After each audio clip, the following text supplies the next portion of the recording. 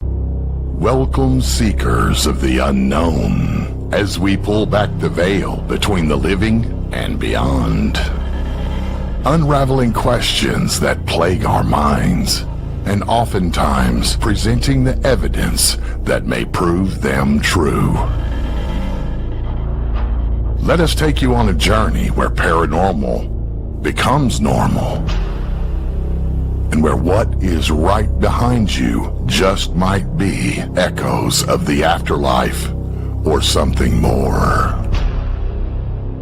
But fair warning, once you step into the supernatural with us, you might just stay haunted.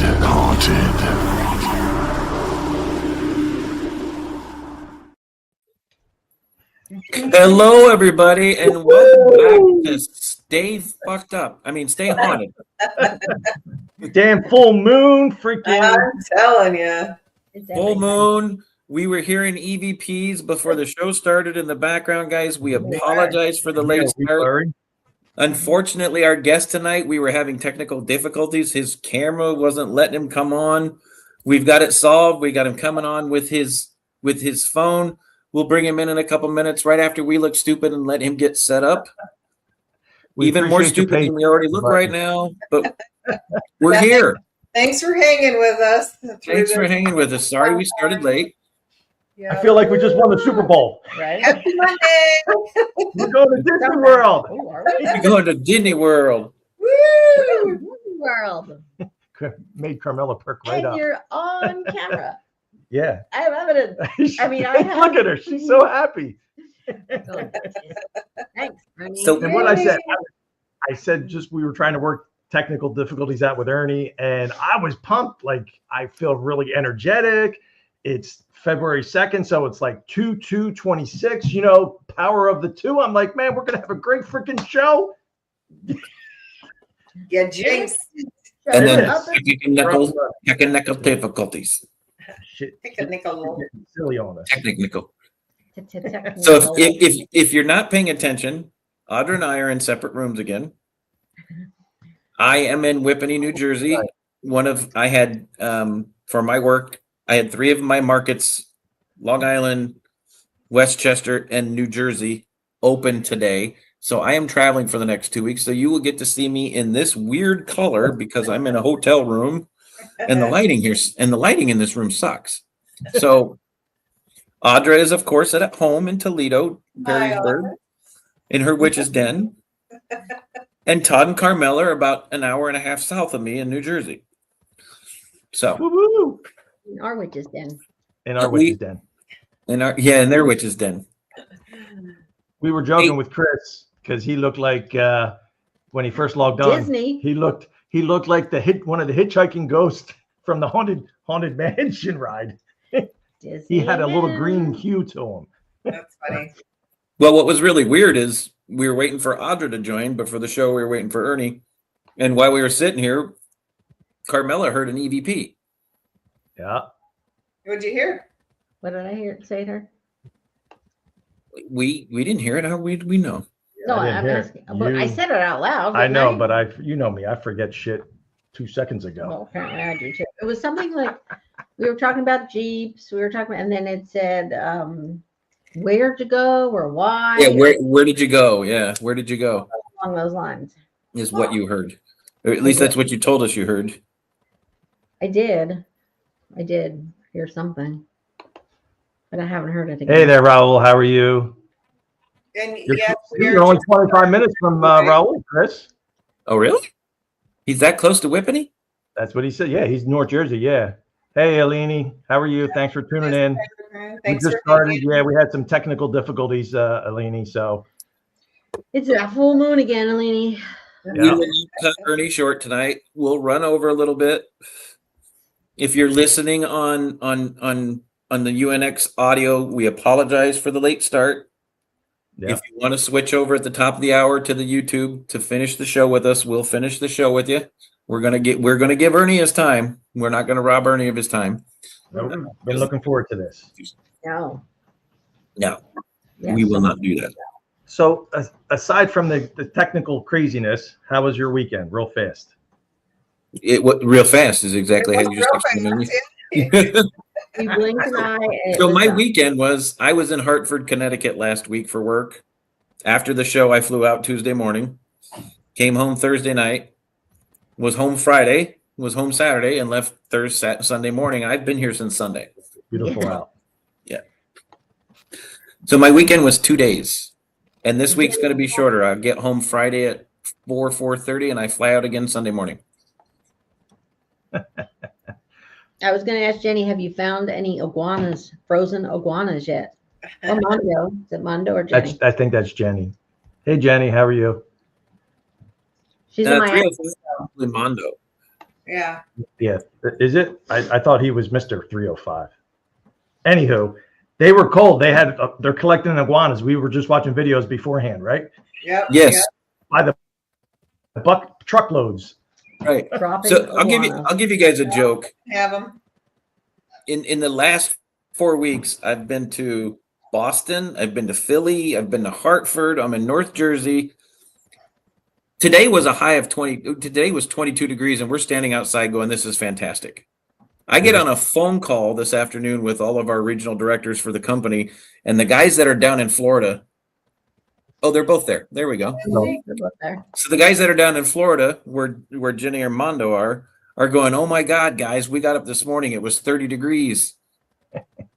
Yeah, my wings get tired all the time, Mary Beth.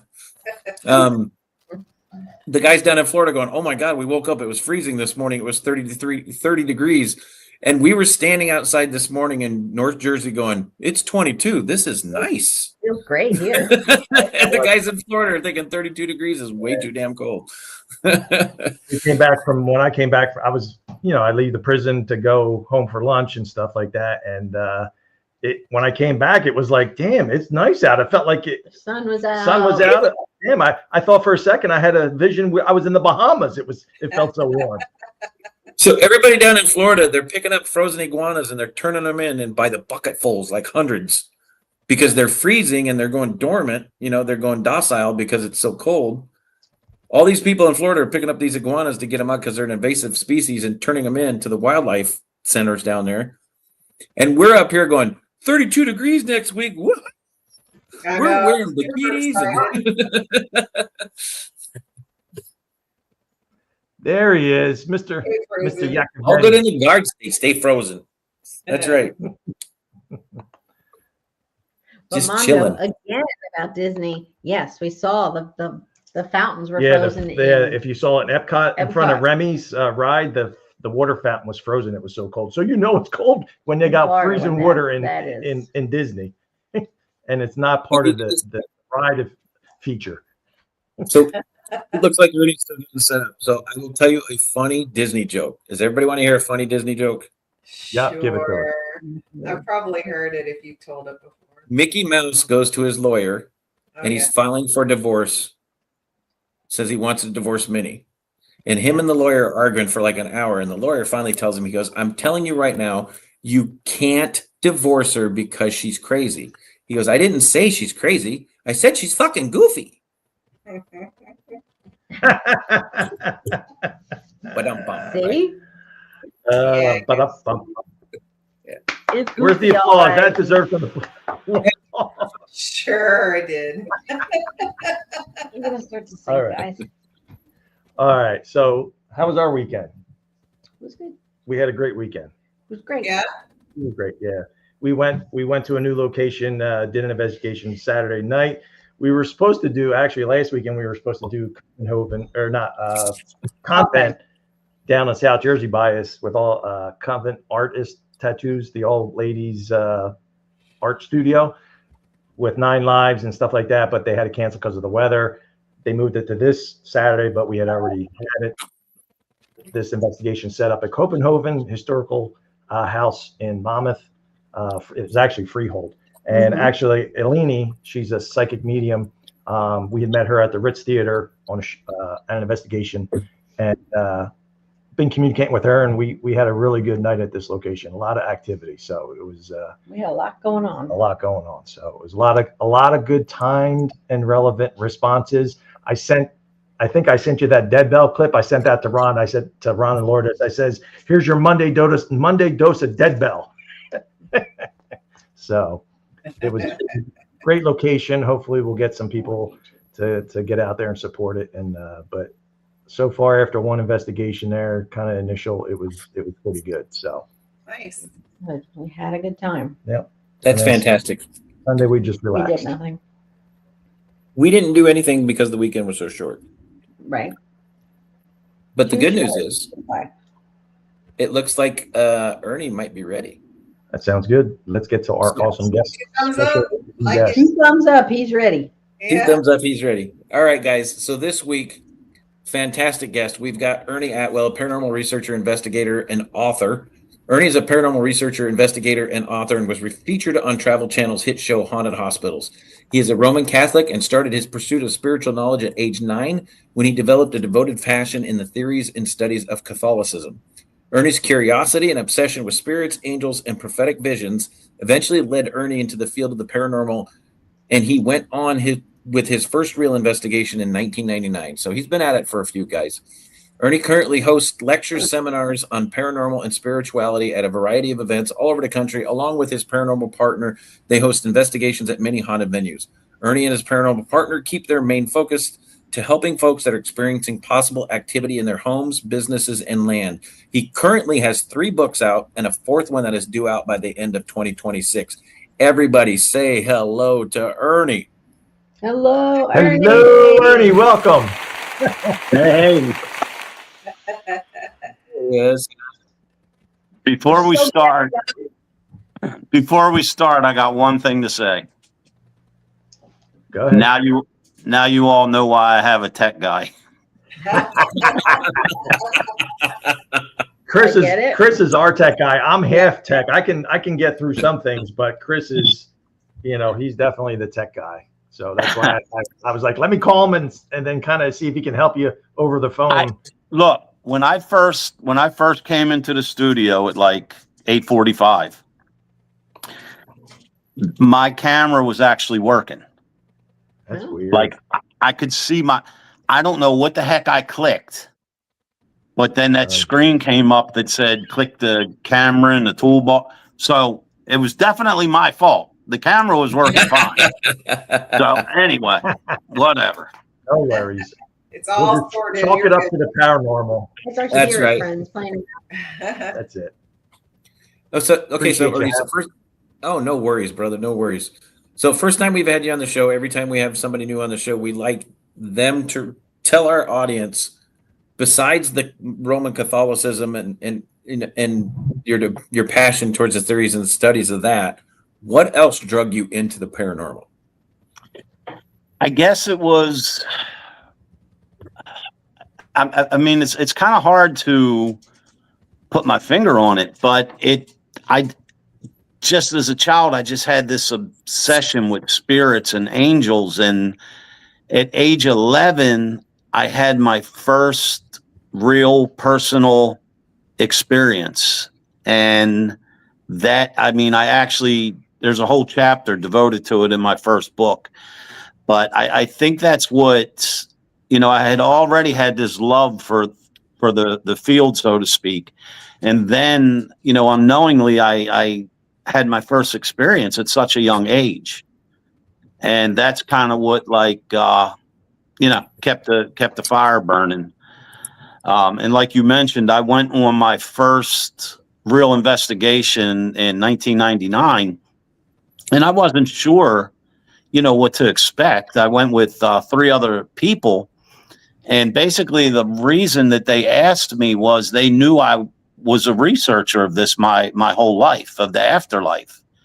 And lo and behold, with just minimal equipment, when I reviewed things the following day, I actually caught legitimate activity. So that kind of really did it for me. So phenomenal that you go out, you do you catch. It's rare that somebody going out catches real true activity the first time. Yeah. So that's phenomenal. Yeah, I mean, considering, I really didn't. All I had with me was an 8mm camera and someone had a voice recorder, and I actually captured legitimate evidence on my 8mm handheld movie camera. So can I ask, what was the capture that hooked you on the 8mm camera? Yeah, I live in I don't know, you guys, what state you guys in? We're Jersey. We're Jersey. Oh, hey, I got my Jersey Shore hoodie on, man. Ah, That's where I vacation every year. Even though I'm a Marylander, we don't go to Ocean City, Maryland. We always went to the Jersey Shore. all right. And that's a Wildwood, right? I think it says Yeah. Wildwood. Oh man, there's no place like it. No place like it. They were ice skating. They were ice skating on the beach. I didn't know if you saw that. They were ice skating on the beach in Wildwood. No, I didn't see that. But I'll answer your question. There is a spot in Maryland, and everybody in Maryland's familiar with it. It's called Seven Hills. And it is just that. It's a deserted road that goes over 7 hills. And they claim that the road is haunted. So our investigation, we were going to an abandoned college that's just infamous in this state for, paranormal stuff. So in order to get to the college, you have to go over 7 hills. So we get like 3.5 hills, and we stop in the middle of the street. And I had a little convertible type truck at the time. And what I did was we stopped completely dead in this road. There was nothing on either side of us but woods. And we stopped on the road, turned the engine off, rolled the windows down, and sat there in the complete darkness. And we're just filming. And it wasn't an infrared camera. It was just your standard, 30 years ago handheld camera. And after about, 3, 4, 5 minutes, I kind of told the people I was with, I was like, this is dumb. Let's just go where we're going. We're sitting in the middle of the road here, like with my lights out. So we go on and do our investigation. Well, the next day I get up early and I'm sitting there, plugging to the TV, and I'm watching my video. There was it was like a green ectoplasm. It almost looked like from Ghostbusters, no lie. It was about the color of your background. Okay. Wow. It came in my passenger window like this. It went across my passenger, across me, went up like this, did a loop, and went back out the window. And we did not see that, with our naked eye. And where we were at, you have to kind of take my word on it, but there was no lights. There was we were just in the middle of this dark road with forest on both sides of us. So that was the first thing I ever wound up catching on camera. Wow. Mm-hmm. That's interesting. And it's funny that you kind of talk about that type of anomaly, because my one camera that my go-to camera is a full spectrum camera. Mm-hmm. And we had an experience at the Montgomery house with Chris and Audra, where they used to live and manage the house. Mm-hmm. And we went down there for an investigation and didn't see it at the time. Audra was in the parlor of Mrs. Montgomery, who owned the house. And right, Audra, and when I sent it to you guys, it was a flashing orb, basically white orb that we didn't see on the eye, but it was Right. Yeah. on the camera. And it's like, when you see that, and not 100%, but we didn't think it was dust. We tried to rule out all, not other insects, all that type of stuff. But it was pulsing, and it came in and out of our field of view on full spectrum camera video. So when you see stuff like that, I understand how that hooks you, and it's like, holy crap! Like, all right, Yeah, because especially, the reason I was invited on, it was like the neighborhood kids. They were going on a ghost hunt, and they knew that I was a big researcher of the afterlife. So whether they needed a ride and conned me because I drove, it was like, hey, Mr. Ernie, we're going on a ghost hunt. We know you're into all this. You should go with us. So I saw it as an opportunity to put forth what knowledge I thought I'd gained over the years. I was like, okay, let's go see what this is really about. So I kind of went in with the attitude that, it's going to be fun. It's dark. It's creepy. We're at an abandoned college in the middle of freaking nowhere in the woods. It's going to be a fun October experience. But no way did I expect any kind of captures whatsoever. And that wasn't all. I mean, we got a lot of evidence that night, and it is in my books. But it was something that I never expected because, like I said, I was very knowledgeable on the afterlife and the topic and, what causes things and why and all that stuff. But I had zero experience with actually going out trying to find it. Everything I studied was people had visions or things appeared to them. They didn't actively or proactively go out and try to find things. So I didn't really expect much. So I was over the moon when, I saw this green goblin come in my truck. Wow. Well, and it states to the type of equipment that you're using too. So you're using an old 8mm camera that's not designated to pick up any IR. It's not night vision. It's nothing like that relatable at all. So you're picking up something that you didn't see with your naked eye on camera, almost like I guess you could almost call it a digital EVP or video EVP because it was just there. Right. It's funny. The way you presented that, because even until today, like we have a private investigation. I got called one coming up this weekend, but even to this day, and don't get me wrong, my paranormal partner Dave and I, we have every piece of equipment imaginable. And then we have our cameraman John McGinnis who goes with us, and he's just top notch. But my personal opinion of the way I like to investigate, I like using things that have a purpose other than, hey, I'm going to build this to find a ghost, or this piece of equipment is specifically made to find a ghost. I like using equipment that have a sole purpose. But then if you catch some sort of abnormality on it, then you may have something. Does that make sense for, like a simple EMF detector? I mean, it's used by electricians, or even like a thermal camera. It's used to find leaks in your home and things along those lines. It's not specifically designed to find a ghost. And that's, in my opinion, you can't go wrong. Like my favorite equipment is a digital recorder and a digital camera. That is my go-to. That's what I love, I have, like I said, I like gadgets. We're gadgets. We have them. Not gonna lie, we have them. But I've found that we've kind of honed it down when we go on investigations. We kind of try to minimize now. We don't put the whole kitchen sink out, so to speak. Right.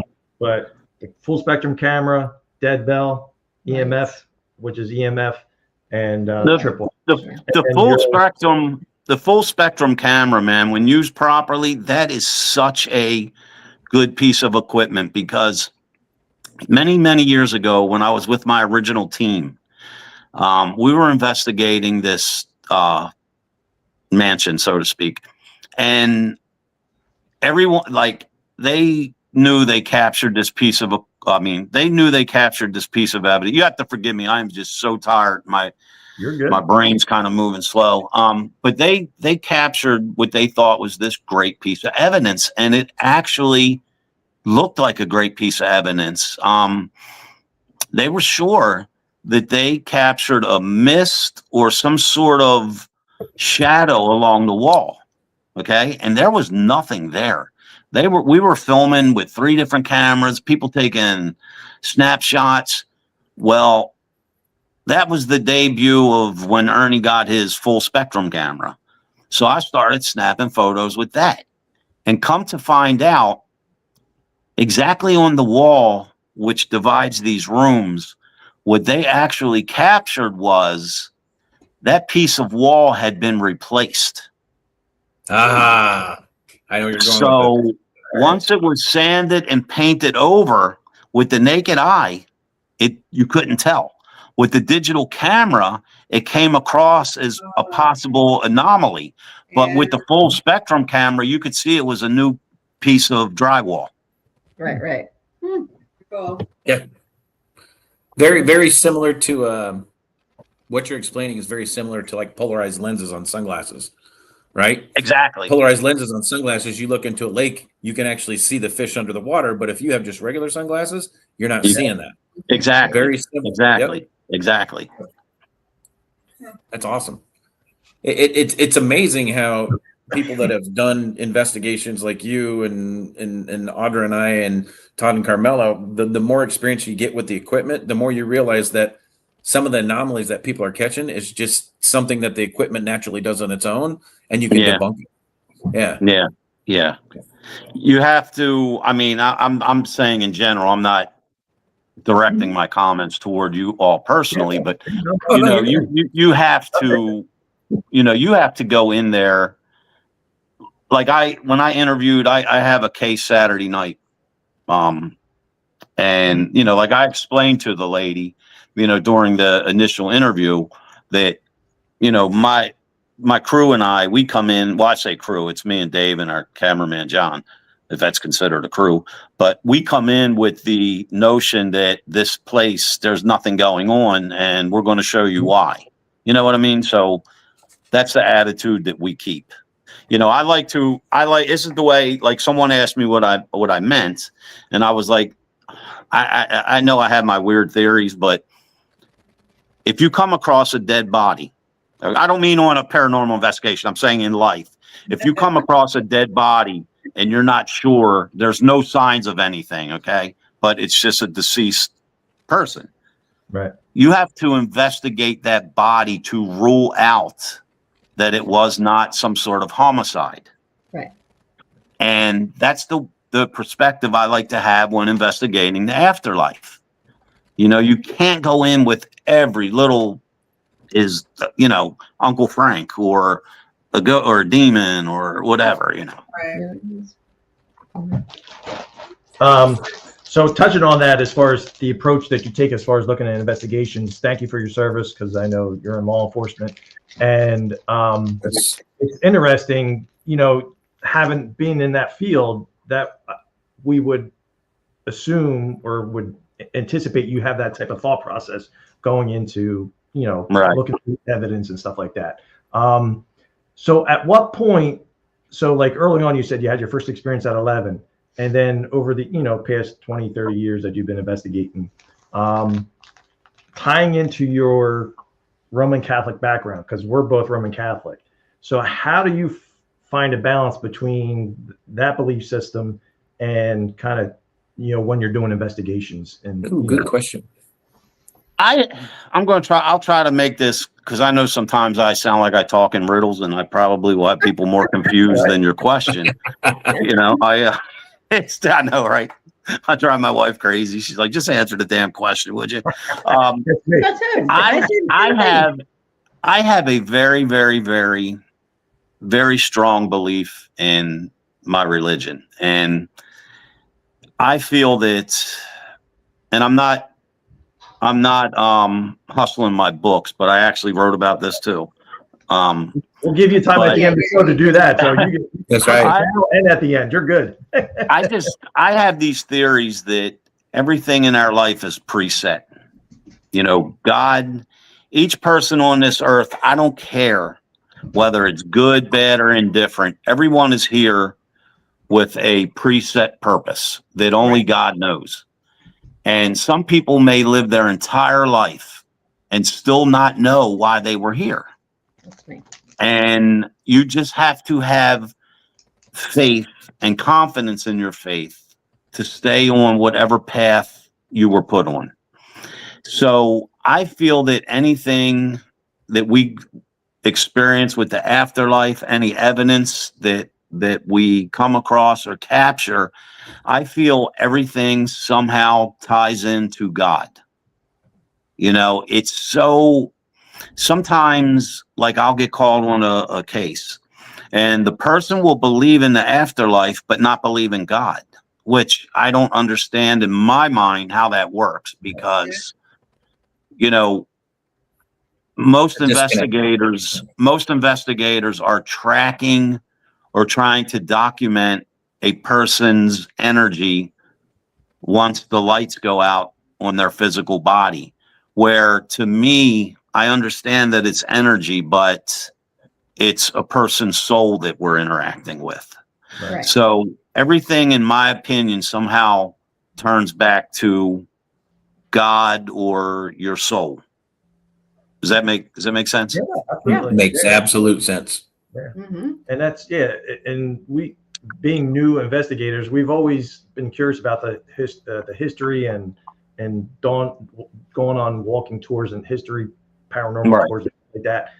And then a little over 3 years now, been doing formal and having that solid religious Catholic background and believing in God Right. and heaven and hell, you know, trying to blend that with Mhm. into investigation. So that's why I wanted to ask that question. Yeah, my I had been doing it for as long as you've been doing it. my first two books are very very spiritual, I guess, so to speak. They're very spooky, they're very intense, but at the same time they're very spiritual. And my intention was to kind of try to bridge that gap. And you know, I like to say, like my partner Dave, he's a very religious man as well, but he's an absolute tech and computer guru. And if he was over here tonight, I'd be talking to my computer instead of my phone. But Dave looks at everything very scientifically, and he can figure out just about anything. And I look at things very, very spiritually. But at the end of the investigation and at the end of the evidence review and at the end of the day, Dave and I are both looking at the same exact thing. We're just seeing it through a different personal lens. Correct. Makes sense. I love this the spiritual portion of what you were talking about there, Ernie, because and I'm gonna share this as quick as I can because I don't want to take too much time away from you. So my personal faith and belief, I'm not Roman Catholic, but my personal faith and belief is the theory of deja vu. Mm-hmm. Now, I personally believe that when God sends you down to live in the physical form, he shows you the path that he has chosen for you. Mm-hmm. And I firmly believe when we have that moment of deja vu where it feels like I've been here before, it feels like I've seen it before, that is when we've strayed from our path that he has chosen. Mm-hmm. And we've reconnected with that path. And that's why we're seeing it again. And we feel like we've been there. That's just my personal theory. So our spiritual beliefs somewhat connect in a different religious format. Yeah, I mean, that makes perfect sense. Yep. You know, I get asked a lot of questions concerning religion. And, you know, even though I'm a devout Catholic, I actually almost, you know, before I got married and became a cop, and I was contemplating becoming a Roman Catholic priest. But I have my own, like, I don't believe in hell. I believe in the devil, but I don't believe in hell. I don't believe that God would allow anyone to live out eternity in hell. I don't believe in portals. It's just certain things. But then the further I go into conversation, you know, you see why I believe that. You know, my thoughts and theories kind of support it when I go in depth about it. But there's just certain things, you know, like, for example, at no time whatsoever do I ever talk about politics. But regardless of what your political affiliation is or who you like or don't like, I'm sure, you know, if there is a political figure that you like, I'm sure that not every single one of their ideas or plans you like or approve of. And that's the same with me, with Catholicism. My religion comes first in my life. God comes first, but there's certain things in Catholicism that I just don't believe in. And it doesn't, in my opinion, it doesn't mean that I'm being a bad Catholic or whatever disrespect. It's just I have my own theories on things, you know. I don't. That's how I am. Yeah, I don't. I guess I don't believe something because someone tells me I should believe it. Right. Bingo. Right. Exactly. Yeah. Makes sense. My grandmother would always say I was a half-baked Catholic. Yeah, I believe certain things, and I Right. don't believe certain things. And like you said, well, I went to Catholic school, so everything was rammed down your throat. This is what Right. you're supposed to believe. And see, I get a lot of pushback about portals and stuff like that. But once people learn my theory on how I feel spirits operate and why and things along those lines, then you'll see why I support the fact that I don't think portals, you know, are needed or however you would put it, so to speak. Well, it's a good segue to your books. As far as I know, you know, I'm gonna probably, are they on Amazon or wherever? Yeah, all three of them are on Amazon. They're in various stores as well.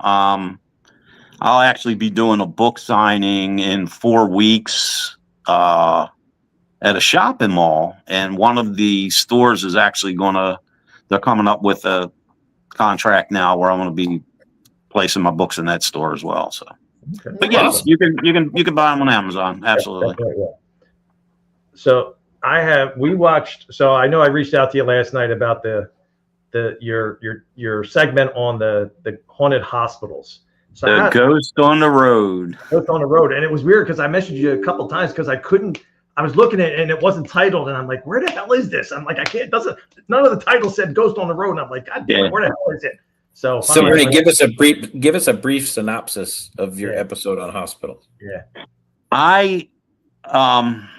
Well, for those that don't know me, I am an old guy. I've been a cop for 29 years, and I'm currently a patrol sergeant. The funny thing is, do you all know who Mike King is? Who? Mike King. Personally, no. Okay, Mike is the police chief of Shepherdstown, West Virginia. Yeah. And he was one of the stars on Ghosts of Shepherdstown and Ghosts of Morgan City. Yeah, we've met him at The Gettysburg. batch. Yeah. Okay. Let me get Well, Possibly. Mike is one of mine and Dave's best friends, and we do a lot of seminars and stuff together. And I guess we were lecturing for 2 or 3 years, and no one that follows me or whatever knew that I was the police. I just never talk about it. If you see me, you look at me, I guess you just don't get that impression. So Mike and I were doing a lecture one night, and then he said something about, yeah, well, you know, with me and Ernie being police, and everybody's like, what? Like, Ernie's the police? I'm like, oh wow, we didn't know that. But anyway, so one night I'm at work, I'm on the midnight shift, and it was a Sunday night. It was my third 12-hour shift. I wasn't a supervisor yet. I was just a beat cop. And it was like, I think it was in October. It was starting to turn fall, but it was extremely pleasant for that time of year. And it was 2:30 in the morning. And I used to have this spot. There was a hospital. It's abandoned now. And it has several parking lots. And one of the parking lots I would sit on was atop a hill. And the building there was a cardiovascular building. And I liked it because I would sit up there and I could oversee everything and hear very well. So I'm sitting up there one night. It was 2:30 in the morning. And I normally don't drink caffeine past like midnight. And I'm sitting up there with all my windows down. But it was a very eerie night because I didn't see any foot traffic. For some reason, there wasn't no vehicular traffic. And our police radio was dead. Like, at some point, I even turned it off and back on to make sure it was working. Like, we weren't getting no calls. It was just weird. And I'm sitting there typing on my computer, and I'm like, man, I'm not going to make it. as much as I don't drink caffeine this late, I got to go to 7-Eleven and get some coffee. So we have this road. When I exit the parking lot of the hospital, you make 2 lefts and you're on like this windy, secluded road. And it basically goes from one end of the city to the other. We use it as a quick, to get around. So I'm driving down this road. It's dark as, can be.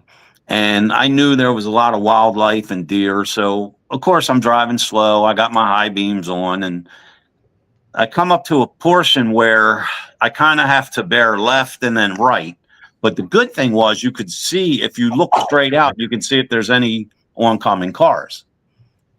So as I start to bear left a little bit, I don't know where this woman come from, but like 6 inches from the front right quarter panel of my car, there was a woman standing on the side of the road.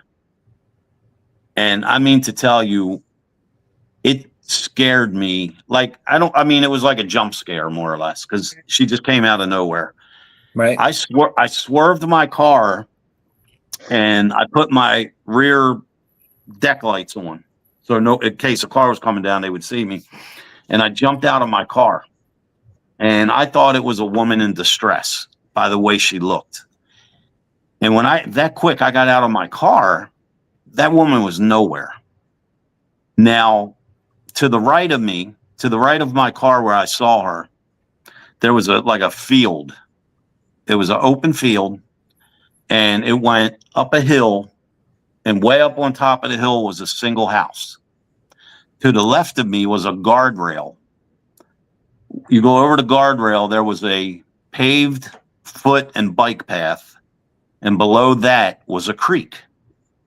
Now, this woman had no time to go absolutely anywhere, because when I got out of my car, if she went to my left, she would have had to jump the guardrail, run across the footpath, and go down the hill to the creek, which that didn't happen. And to my right, I wouldn't have had to do anything, because the only place she had to go was straight up a hill, which probably would have took her about a good 10 minutes to get to the house. So I just stood there for a moment, and I couldn't believe, I was blown away. So I got back in my car, and I called a friend of mine he's no longer with us. He was the leader of my original paranormal team. And I explained to him what I saw. So what I did was, there was a bridge a couple 100 feet from where I saw her, an old stone bridge. I backed up under that bridge and I just sat there and I waited to see if I would see this apparition again. And I didn't. And I drove up and down the road. This went on all damn night.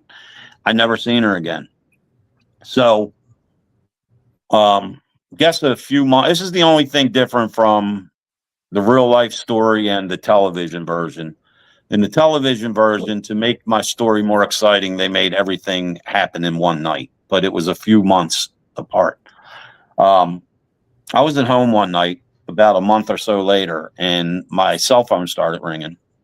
Excuse me. And I noticed the number as an extension down where I work. And I was like, hell no, they're calling me in. I'm not answering. So I'm sitting there just staring at my phone. And then it occurred to me that it was the hospital's number, because I used to work off duty at the hospital.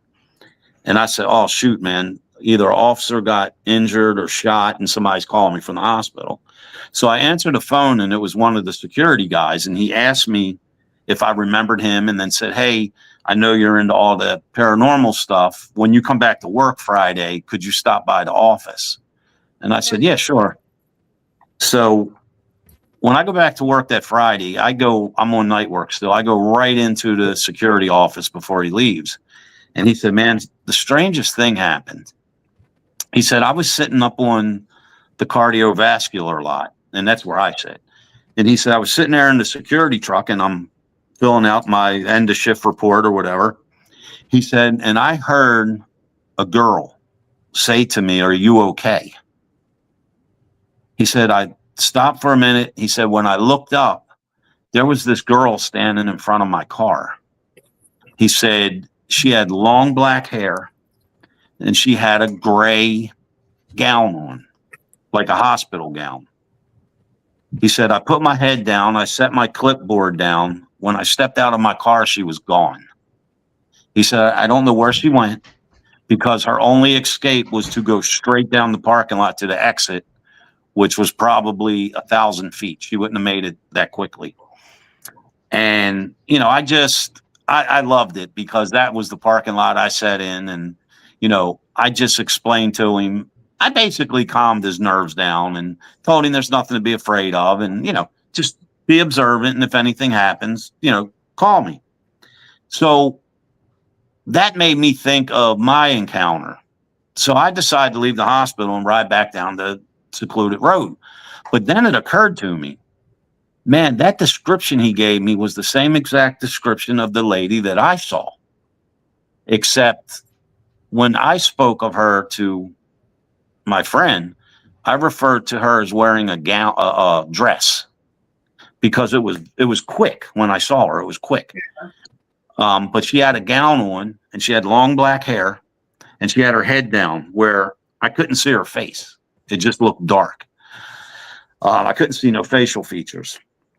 So now I'm like super intrigued. So I decide one night I'm going to go up on this parking lot where the security officer saw her, and I'm going to snap some digital photos. So I stood at the bottom of the lot and shot my pictures up where she would have been standing. And on picture number 2, there was a mist, and it almost had the shape of the one I saw in 99. The mist was shaped almost like a Nike symbol, as if it was coming in frame and out of frame. Like it wasn't an energy trail, kind of. Yeah, it wasn't in. It looked like somebody took a cigar and blew it into my camera. It wasn't in frame 1. It wasn't in frame 3. But this is where the story gets interesting. I had switched. This was before I was a permanent night shift guy. I had switched to day work, and it was about a month or 2 later. And I was to get off at 7 at night. So like 6:15, I got a call for a person suffering from mental illness. So it's my job, you know, as the police, to take them to the hospital, to the emergency room for a evaluation. So as I'm walking in with this person, I'm guiding him by his arm. There's this kind of like middle-aged Asian lady sitting in the chair. And I could tell she was kind of trying to make eye contact with me. So I look at her, and on about the 3rd glance over, she kind of like nods her head and squints. And I said, hang on. I said, let me deal with him and I'll come speak to you. So I do what I got to do with the patient. And then I walk over to this lady, and she gets up and she walks toward me, and she's like, Officer Atwell, I don't know if you remember me. And I look at her and I was like, I do.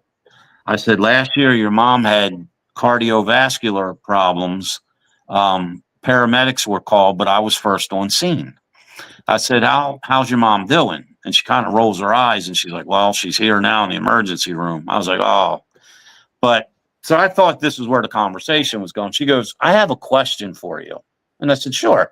And she goes, you're going to think I'm crazy. And in my mind, I'm saying, if you knew the people I deal with on a daily basis, there's nothing crazy about you. So, I said, ma'am, you can ask me anything you want. And she whispers, I know what you do. And that I was like, you know what I do? Right. And I'm like, where is this going? Like, what did I do? Did somebody catch me doing? So, my whole career is flashing in front of my eyes. So she says, you know the cardiovascular building up there? And I'm like, yeah. And she goes, a few weeks ago, my mother had an appointment. That's her doctor. And she goes, it was like 6:30 in the evening. She was the last appointment. It was turning dark. And I was sitting in my car checking emails. She said, now, this is the crazy part. She said, I heard what sounded like a girl saying something to me. She said, I couldn't make out what was being said. She said, but then when I looked up, there was a girl standing in front of my car. And I said, really? I was like, can you describe to me what she looked like? And she said, Officer Atwell, all I can tell you is that girl's skin was as gray as the gown she was wearing. She said, and she had this long hair that just flowed straight down in front of the gown. She goes, and that quick, when I got out, because I thought she needed some sort of help, she was gone. And I was like, no way. Now, That's wild. here's the exciting part. It was a little bit of time had passed, and like 100 more paranormal things have happened since then. So I was like, I'm going to ride down the road and I'm going to stop exactly where I saw the lady, the gray lady. And we'll see, the episode was initially called The Gray Lady, but then they changed it to The Ghost on the Road. So I refer to her as the Gray Lady. So I'm driving down and I'm going to go photograph where I saw her. Now, at the time in my patrol car, the milk crates, like the gray milk crates that milk comes in. I had, because I'm such a high-tech guy, I had one of those milk crates on my front seat, and that's what I kept my ticket books in. So, the old 6-cell, D-cell mag lights? Yeah. I had one of them that I would stick in the crate, and I would just sit it there. So quick access when I get out. So I drive down this road for about a quarter of a mile. And as I'm approaching, right as I get under the bridge, I'm a few hundred feet from where I saw the gray lady, someone illuminates my car. And I'm like, holy crap. So I kind of like slow down, and whoever it is has got my car illuminated. And I'm like, oh, something's not right. So I floor it, man. I get the heck out of Dodge. So I get about another quarter of the mile down the road, and this light is still on me. So I'm thinking they're up on, because the part I left out, when I said you go like down the hill and there's a creek and then there's woods, at the top of that hill is the hospital property. So I'm like, someone must be up there with a spotlight. Right. Well, when I figured out what it was, as I was approaching where I saw the gray lady, my flashlight came on in my car. So the illumination was from inside my car, and I just didn't realize it at first because it was so bright. Yeah. Wow. Things that make you go, Yeah. Yeah. But that whole story, and I did a deep dive into the history of the property and the buildings, and that's all in my second book. Awesome. So anyone that's interested in that whole haunted hospital story, that's in book number 2. Well, Melissa had a good question though too. And did you ever figure out who this person is, or? I didn't. I mean, I have an idea of who it is, but not on a personal note, so to speak. Prior to that hospital being, like, you have the hospital, it's now abandoned. Next to the hospital is a modern day building with a variety of doctors' offices and stuff. Prior to that modern day building being there, and before they built the hospital, it was a sanatorium there. So a lot of like mentally disturbed people or whatever, I'm not exactly sure the proper terminology, but they resided there. And the lady who founded the whole center for folks that needed it, she was big into like gardening and stuff. So she built the community garden and allowed the residents to come outside and garden, and that's where they would meet, like, with their families. And it was just a nice, pleasant, Now, we found out, my publicist, she found this out for me. That specific period in time, a lot of the hospitals and sanatoriums used that color of gown that we saw on this lady because it helped cover a lot of the spills and messes on the gown. So my thought is maybe I'm seeing or saw someone that was a resident at the sanatorium. Yeah. You know, I don't feel that I have like a personal connection, but being spiritual, my first thought was maybe whoever this spirit was may have had a message for someone. And with me being the spiritual guy, maybe she felt comfortable, like, hey, maybe I can try to get my message to this guy who can, I don't know. I was trying to come up with a rational reason of why we all saw this lady. Yeah, that makes sense. Yeah, that's why I don't travel alone.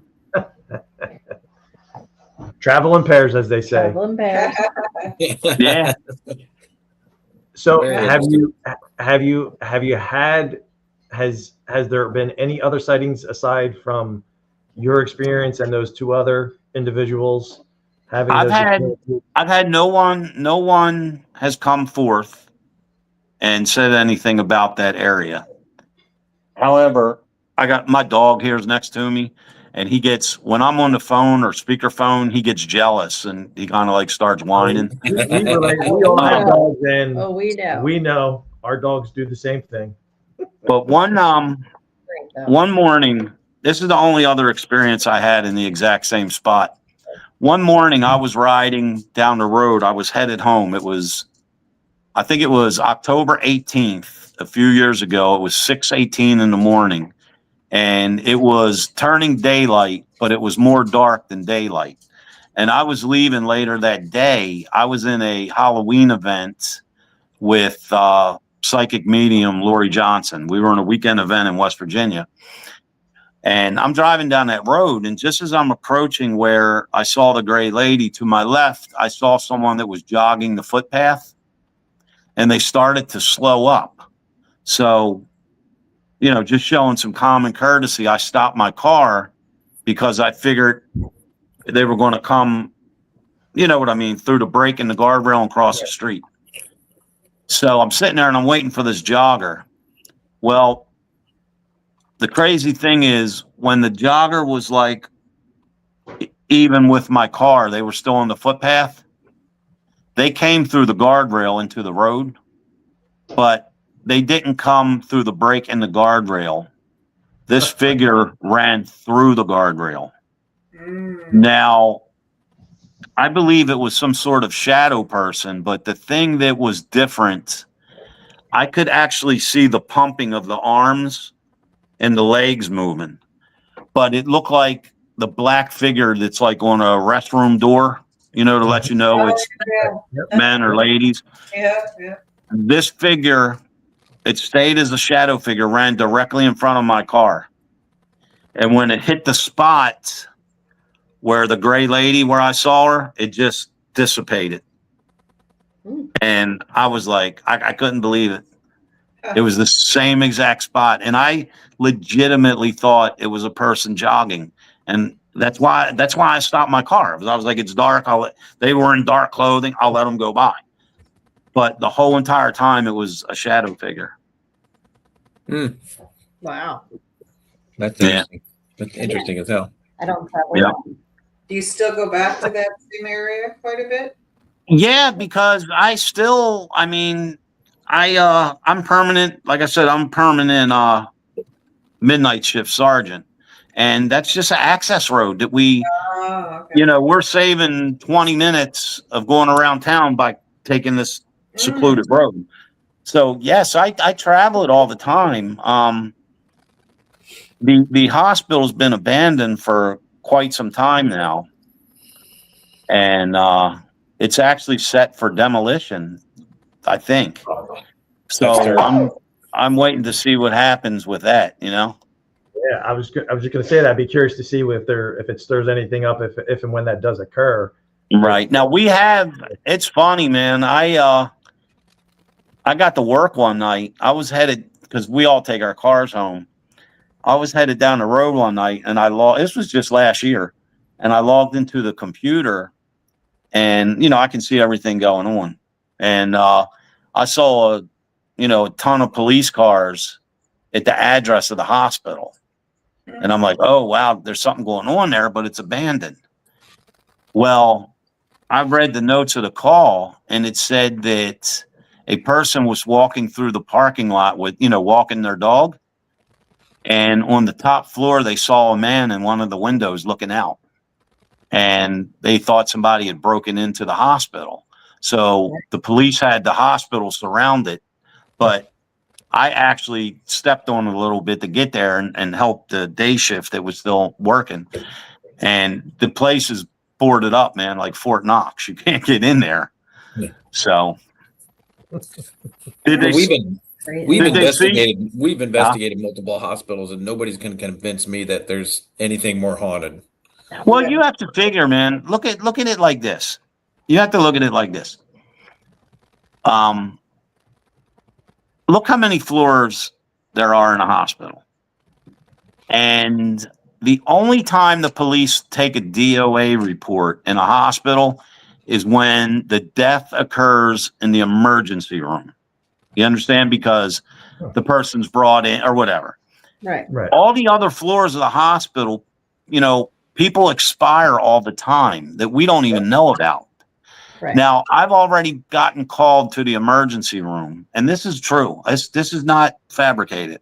I've already got called to the emergency room for a DOA. And I'm there gathering the information or whatever to write my DOA report. And my dispatcher would notify me and say, hey, are you still at the emergency room? I'm like, yes, ma'am. And they're like, all right, we got 2 more while you're there. So in a matter of 5 minutes, I was taking 3 DOA reports. That's one day. That 5-minute period. So you can imagine over the years how many people, on all those floors or in that emergency room. I mean, in my career, I've taken hundreds. I mean, in the high hundreds amount of dead on arrival reports. Wow. Just in an emergency room. That's not including the ones at people's houses. So interesting. Ernie, great stories, great information. Love having you as a guest. Now is where, what are the name of your books that people can get online or at stores? We're not going to ask you to divulge the one coming out yet because it's not out yet, but the 3 that you've already got out. Let's talk about those and get those out to the people. My first book, it's called Paranormal, My Chosen Journey. My second book is called Paranormal, Always a Realm Away. My third book, I stepped out of my comfort zone. It's simply entitled, It's Halloween. So you know what that's about.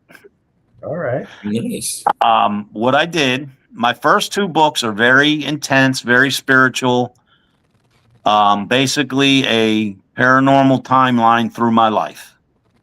My third book, what I did was I wanted to give something to a younger reader, and as well as people in my age range.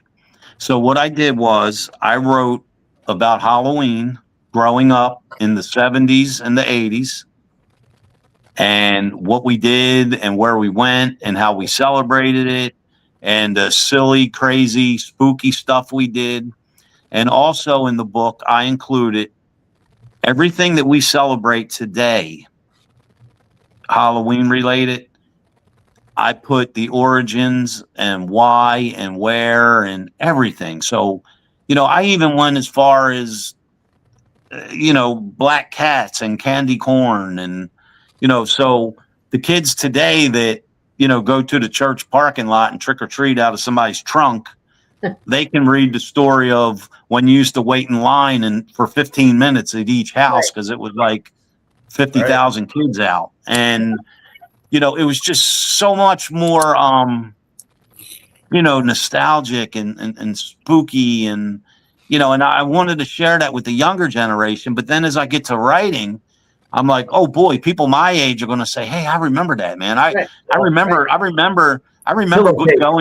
to Woolworths and getting the, the kit costume where, Yeah. you put over your clothes and you slide the mask on. And Yeah. so it's just my third book. It's Halloween. It's just a very funny, spooky. If you had a bad day, come home, make a cup of coffee or grab a beer, whatever your flavor is, and you'll definitely be entertained.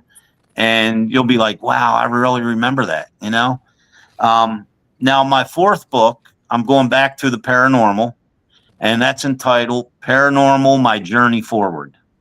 And it has a lot to do, and you will like this because you mentioned deja vu. It has a lot to do with divine intervention and different signs and things along those lines. So I won't spoil it too much. That's fantastic. Okay, one more, Ernie. Where can people Sure. find you if they need you to investigate besides calling 911? I'm on Instagram, simply Ernie Atwell, Facebook, Ernie Atwell, or I have a private Facebook page, Paranormal Inc., INC.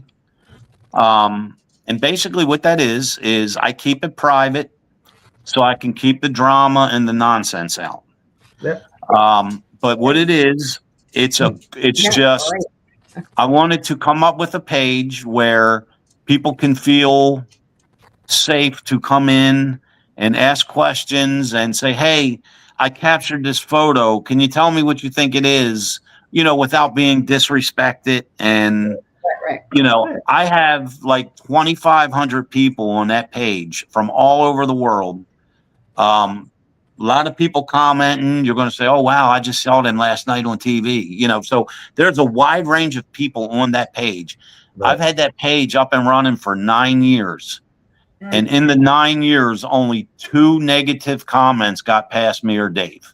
So we monitor it pretty good. And also people, people let me know like, hey, somebody was able to get in here and they put a nasty comment. And so we take care of each other.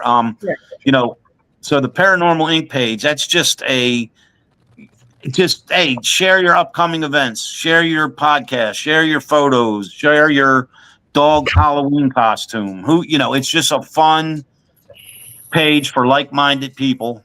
And, it's just a good time. Awesome. Fantastic. Well, Ernie, it's been a pleasure having you on the show tonight, bud. Sorry we got some technical difficulties and started a little late, but man, I gotta take the blame. I gotta take the blame for that. That was on me. Yeah. No blame. We still got your hour in, man. That's all that Okay, we matters. still got it. I'm glad. Right. It was. I'm very honored. I was, I was looking forward. I was really looking forward to this interview. I knew it was going to be a lot of fun. Yeah, and real fast, like you just the way you explain things and your thought process.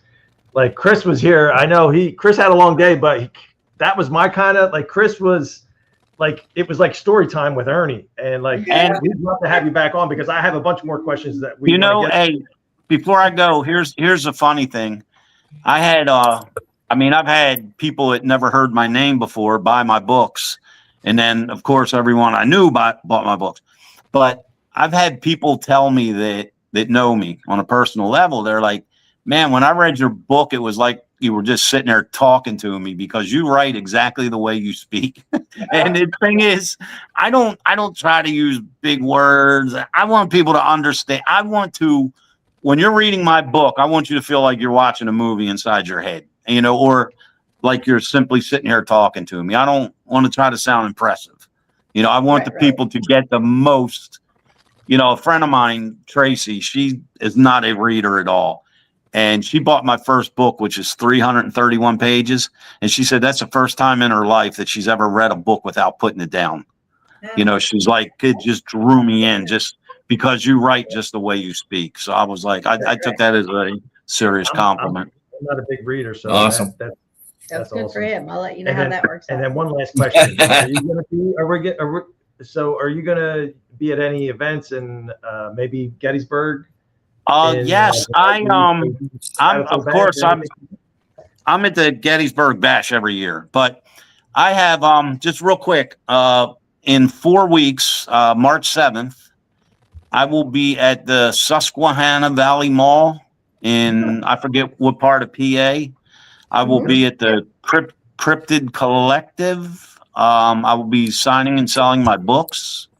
Awesome. April 18th, myself and Jack Kenna from Haunted Case Files, we will be doing a paranormal lecture at the Peppermints Restaurant in Avon, New York. I skipped ahead. This one's a little out of the ordinary.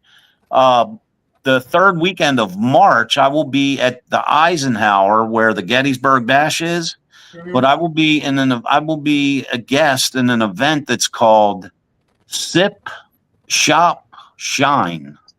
Oh, interesting.